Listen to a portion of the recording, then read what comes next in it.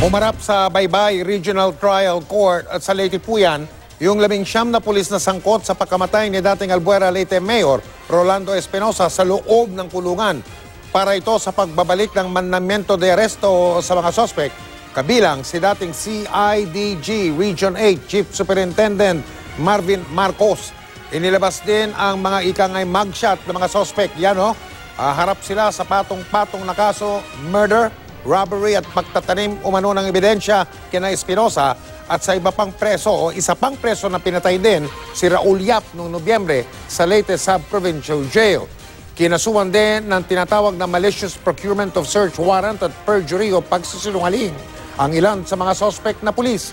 Ikukulong sila sa CIDG Region 8. Ngayong buwang ito naman, inaasahang mailalabas ang rekomendasyon ng PNP Internal Affairs Service kaugnay ng kasong administratibo at grave misconduct laban sa mga pulis na yan.